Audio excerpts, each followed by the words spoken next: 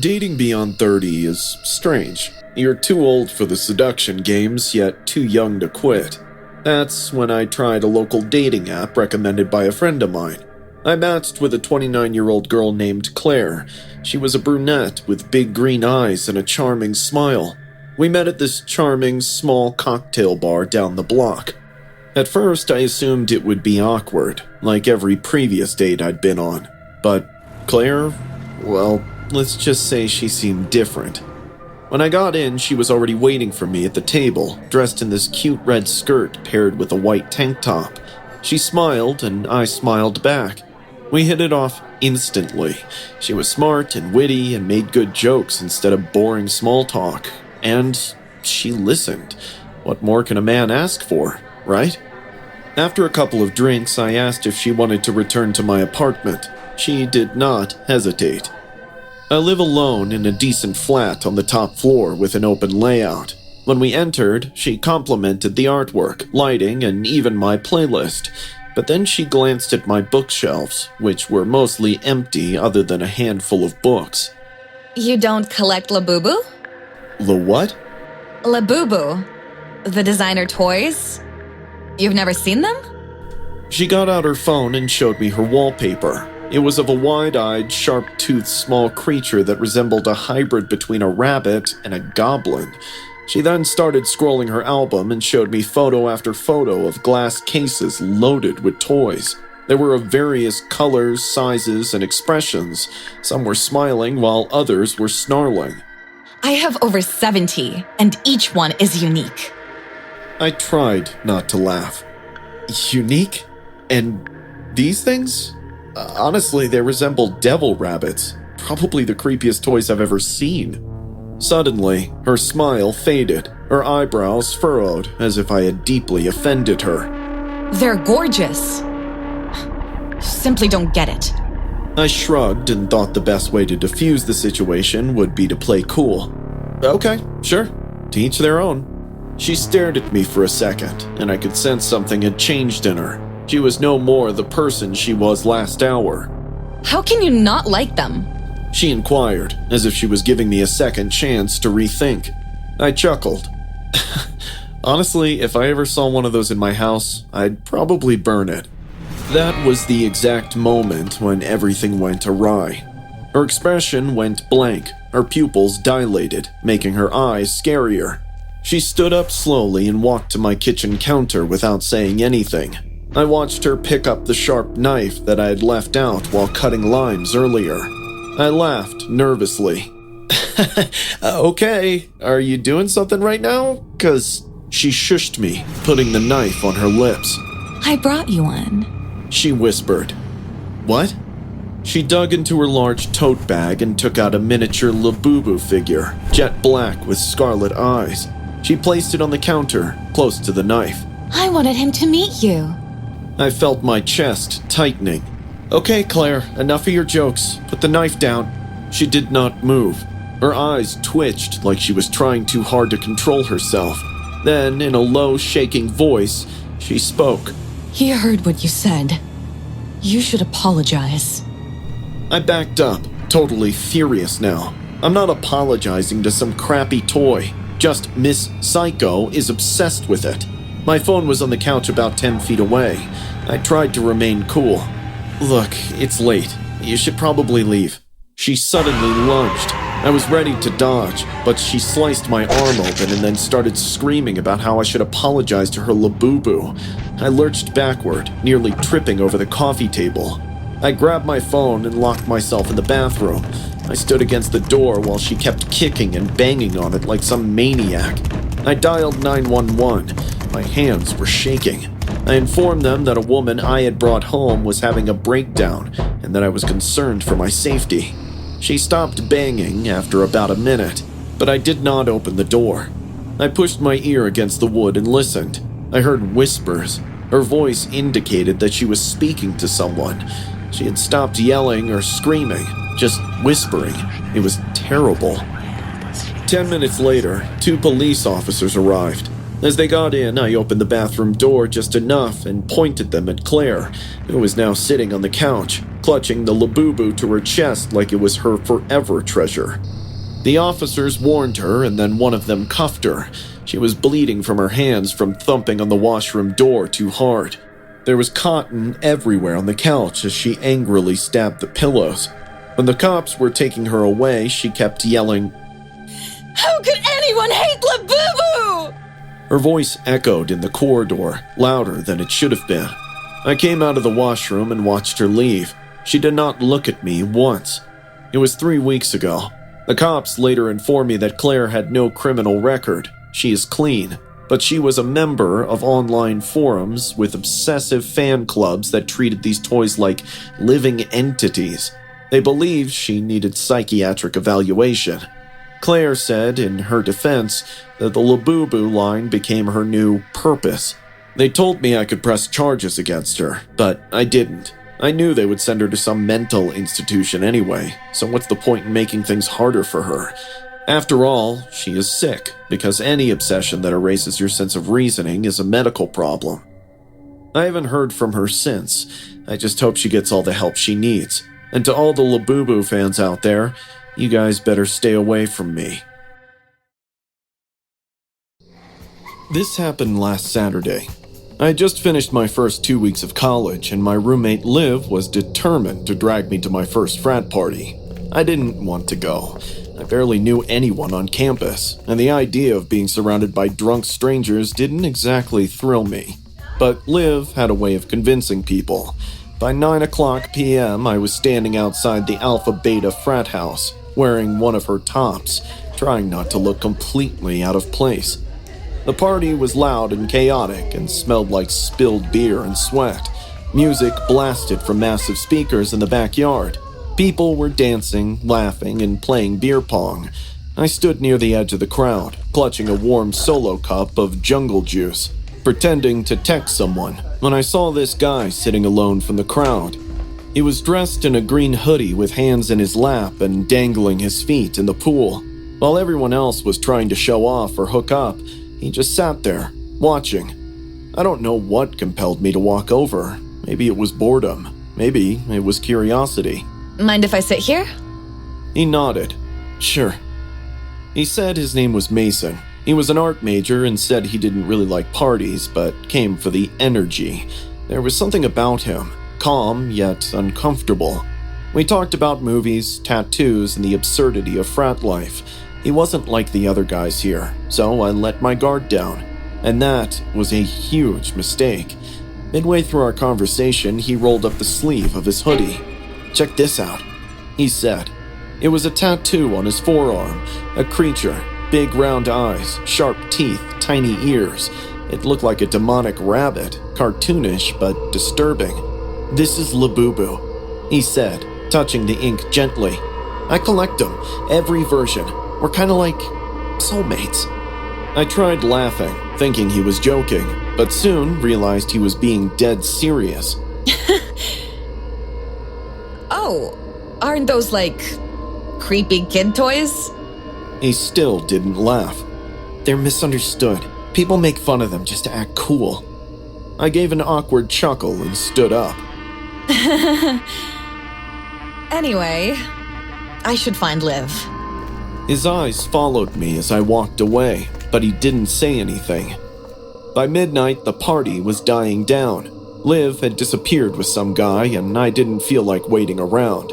My dorm was only a 10-minute walk, and I figured I'd be fine. I put in one earbud and started heading back. It was a quiet night, empty sidewalks, soft breeze, no traffic. I remember thinking how peaceful it was. In that moment, I told myself that college might turn out to be fun. But all of a sudden, I began feeling nervous. I stopped the music and heard footsteps. Someone was walking behind me. At first, I didn't think much of it. Probably just another student heading home. But the steps didn't fade. Instead, they matched mine.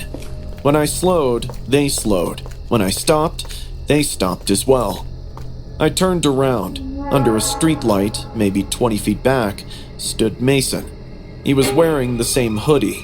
His arms were stiff at his sides. His head was slightly tilted. I blinked. Mason? He didn't speak a word, just smiled. Something about his smile made me fear for my life. He then jerked his left shoulder twice and started chanting something. It took me a moment to hear exactly what he was saying.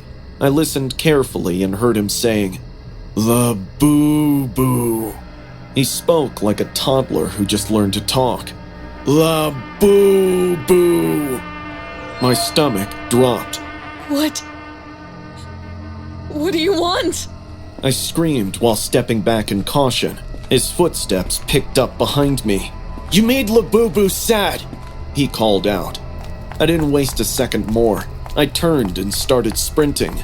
I could hear him chasing me. His steps weren't even footsteps anymore. They were loud, heavy thuds, like someone running unevenly or low to the ground. He was screaming that I offended him by insulting his soulmate. My dorm was a block away. I ran across the lawn, fumbling with my keycard. I slammed on the door and swiped my keycard. At the first try, the reader flashed red. Mason was inches away. With shaking hands, I swiped again, and finally, it turned green. I yanked the door open and slammed it behind me, locking it just as his footsteps reached the pavement. He was standing right outside. I could see him through the glass on the door. His breathing was heavy and ragged. His face was blank, but his eyes looked evil. He leaned close to the door and whispered, "You made Labubu sad. You shouldn't have." I backed away, heart thudding. I grabbed my phone and called campus security. They arrived 10 minutes later, but Mason had left by then. I complained to the authority who checked on him, but that freak lied to their face, saying he never even met me. Since there was no evidence, no actions were taken against him. I thought maybe that would be the end of it. The next day at around 3 a.m. in the morning, I heard something slide across the floor. I sat up. There was an envelope on the ground. Someone had pushed it under my door. There was a photo of me in it, taken earlier that night, sitting by the pool next to Mason.